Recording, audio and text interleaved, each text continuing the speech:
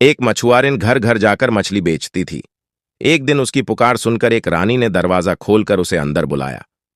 मछुआरिन के निकट आने पर रानी ने कहा कि मैं तुम्हारी मछलियां खरीदूंगी। मुझे भी दिखाओ, कौन कौन सी मछली है तुम्हारे पास? मछुआरिन ने जैसे ही अपनी टोकरी उतारी, एक बड़ी सी मछली उछल पड़ी।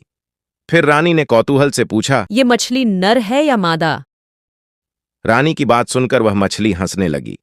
मछुआरिन बोली, हे रानी, यह नर मछली है। रानी बोली, तब तो मैं इस मछली को नहीं खरीदूंगी। महाराज को छोड़कर कोई भी अन्य पुरुष मेरे महल के निजी कक्ष में प्रवेश नहीं कर सकता है। मैं मादा मछली खरीदना चाहती हूँ। मुझे कोई दूसरी सुंदर सी मादा मछली दिखाओ। एक बार फिर से टोकरी के अंदर से एक और मछली की हंसी सुनाई पड़ी। जब रानी को उसकी इच्छा के अनुसार मछली नहीं मिली, तो रानी महल में चली गई और इधर मछुआरिन अपनी मछली की टोकरी लेकर अपने रास्ते चली गई। रानी गुस्से से कांपते हुए अपने कक्ष में आई। जब महाराज अपने राज्य के सभी कर्मों से निवृत्त होकर शाम को रानी के पास उनके कक्ष में आए, तो अन्य दिनों की तरह रानी ने राजा साहब का स्वागत सत्कार हंसकर नहीं किया और एक ओर मुंह फुलाकर गंभीर होकर बैठी रही। महाराज समझ गए कि जरूर कोई बात हुई है, तभी रानी इतने गुस्से में है, इसलिए वह उसकी ओर देख भी नहीं रही हैं। महाराज ने रानी साहिबा से पूछा कि क्या बात है प्रिय, क्या तुम अस्वस्थ हो? हमसे बात क्यों नहीं कर रही हो? तब रानी बोली, जी महाराज, मैं ठीक हूं, लेकिन मेरे मन में एक प्रश्न बार बार आ रहा है। जब मैंने एक मादा मछली खरीदने के लिए मछुआरिन ने मछली मांगी और ये पूछा कि यह नर है या मादा, इस पर एक मछली हंसने लगी। मैं जानना चाहती हूं कि वह मछली क्यों हंसी। ये प्रश्न मुझे इतना बेचैन कर रहा है कि यदि मुझे इस प्रश्न का उत्तर नहीं मिला तो मैं विष खाकर मर जाऊंगी। महाराज ने हंसकर कहा, क्या मछली हंसी थी? असंभव, निश्चय ही तुमने गलत देख लिया होगा। भला कोई मछली कभी हंसती है क्या? रानी बोली, महाराज, मैं क्या इतनी मूर्ख हूं? मैंने अपनी आंखों से मछली को मेरे ऊपर हंसते हुए देखा है और तभी से ये बात सोचकर मैं बहुत परेशान हूं। यह सुनकर राजा बहुत चिंतित हो गए। उन्होंने कहा, मैं स्वयं ये विचित्र बात सुन रहा हूं। ठीक है, मैं पता करवाता हूं कि वो मछली हमारी प्रिय रानी पर क्यों हंसी। मैं इस प्रश्न का उत्तर जानकर तुम्हें अवश्य बताऊंगा। दूसरे दिन दरबार में आकर महाराज ने अपने मंत्री को सारी बातें बताईं और बोले, मंत्री सुनो, वह मछली मेरी सबसे प्रिय रानी पर क्यों हंसी, इस प्रश्न का उत्तर मुझे 6 माह के भीतर चाहिए। यदि तुम मुझे इस प्रश्न का उत्तर नहीं दे सके तो तुम्हें सबके सामने मृत्यु दंड दिया जाएगा। महाराज के इस आदेश को सुनकर मंत्री बहुत डर गया और मन ही मन उसने ये सोचा कि अब तो महाराज की आज्ञा का पालन मुझे करना ही पड़ेगा और मुझे इस प्रश्न का उत्तर ढूंढना ही पड़ेगा। मंत्री ने महाराज को प्रणाम किया और अपने घर पर आकर इस प्रश्न का उत्तर विचार करने लगा। मंत्री ने अपने घर पर आकर तमाम किताबों के माध्यम से इस प्रश्न का उत्तर ढूंढने का प्रयास किया, परंतु वह असफल ही रहा। मंत्री ने महाराज से 6 माह के भीतर इस प्रश्न का उत्तर देने का वचन तो दे दिया था कि मछली क्यों हंसी थी, परंतु कई सारी पोथी पत्रों और पुस्तकों को पढ़ने के बाद भी और कई सारे विद्वानों, ब्राह्मणों और ज्ञानी संत महात्माओं से मिलने के बाद भी मंत्री को इस प्रश्न का उत्तर नहीं मिला कि वह मछली आखिर क्यों हंसी थी। जब मंत्री इस प्रश्न का उत्तर नहीं खोज पाया, तब वह चिंता और भूख प्यास से शरीर से कंकाल जैसा हो गया। उसकी रातों की नींद उड़ गई। देखते देखते 5 माह गुजर गए और मंत्री को इस प्रश्न का उत्तर नहीं मिला। मंत्री समझ गए कि अब उसकी जिंदगी मात्र 1 माह की है, उसके बाद मृत्यु निश्चित है। वे राजा को बहुत अच्छी तरह से जानते थे। महाराज जो बोलते थे वही करते थे।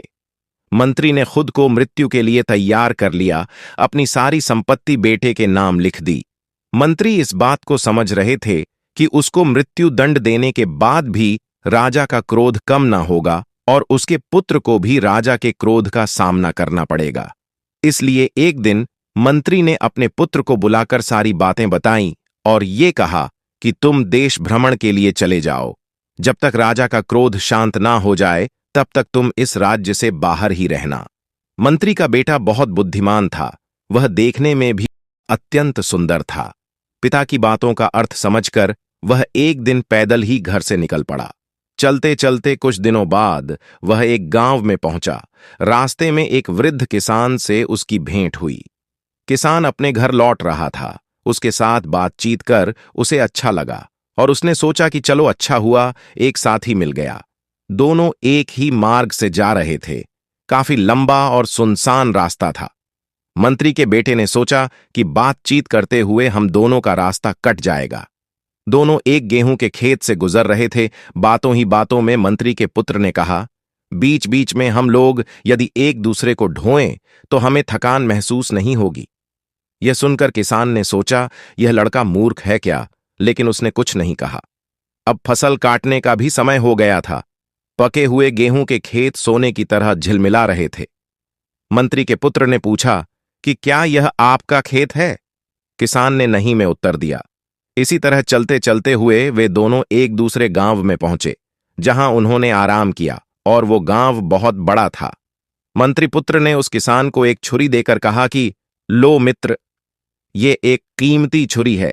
तुम 2 घोड़े लेकर आओ, लेकिन इस छुरी को रास्ते में कहीं फेंक मत देना। उस किसान ने बड़बड़ाते हुए कहा कि अच्छा, मूर्ख है युवक है ये, या फिर ये मुझे मूर्ख होने का भान करवा रहा है। मंत्री पुत्र ने किसान की बात सुनकर भी ना सुनने का भान किया और किसान से कुछ नहीं कहा। वे दोनों चलते चलते एक शहर में पहुंचे। शहर में लोगों की काफी भीड़ थी, परंतु उन दोनों ने किसी से भी कुछ बातचीत नहीं की। शहर में चलते हुए मंत्री पुत्र ने किसान से कहा, यह तो विशाल कब्रगाह है।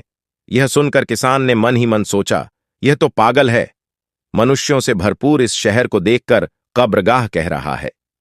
इस बीच आगे बढ़ते हुए शहर का एक पथ कब्रगाह की ओर गया था। वहां कुछ लोग उस कब्र के निकट खड़े होकर प्रार्थना कर रहे थे। मृत प्रियजन के नाम पर राहगीरों को रोटियां बांटी जा रही थीं।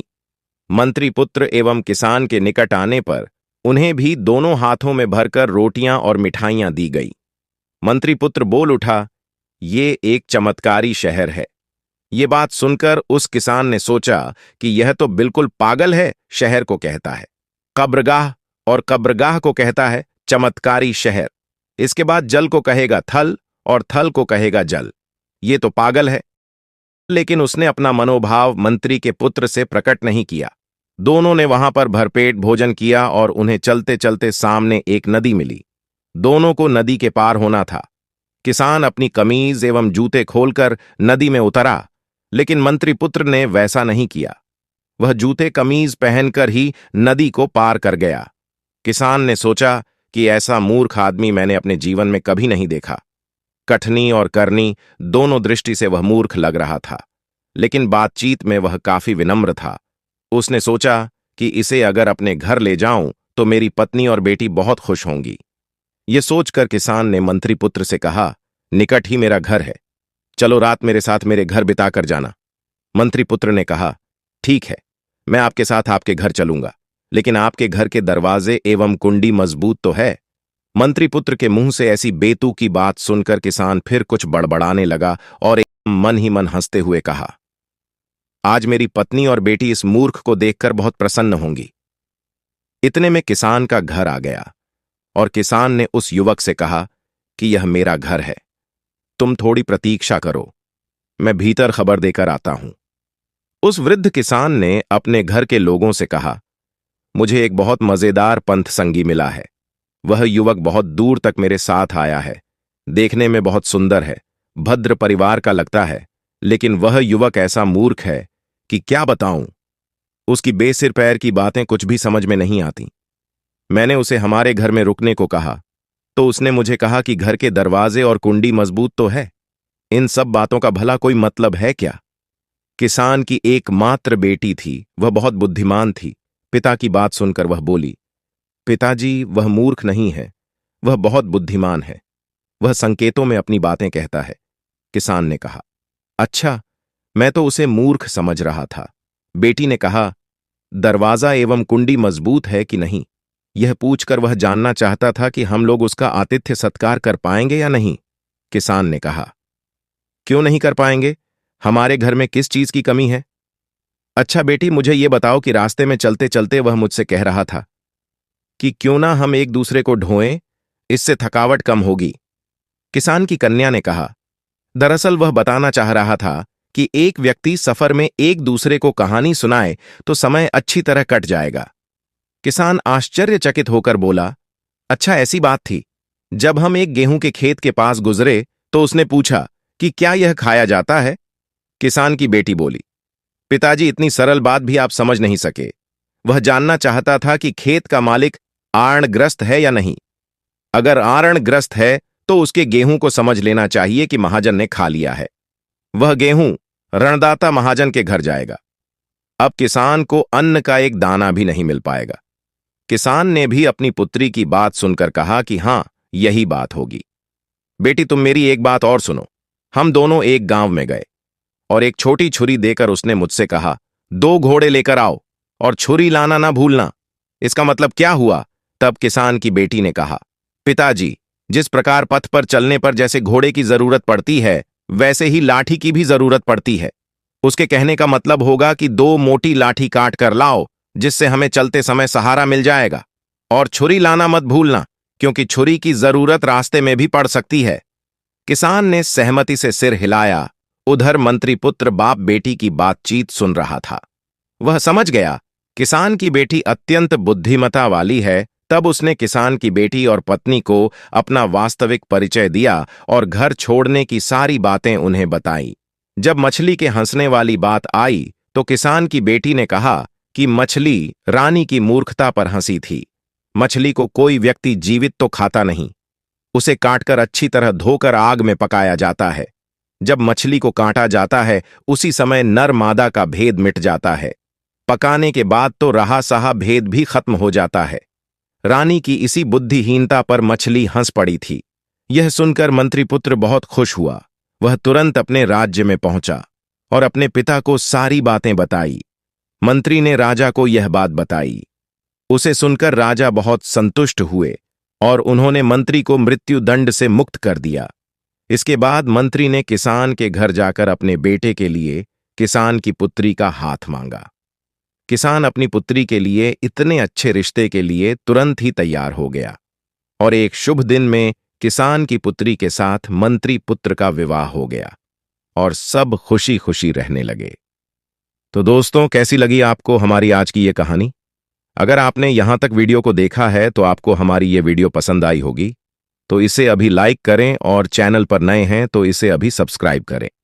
आपका बहुत धन्यवाद।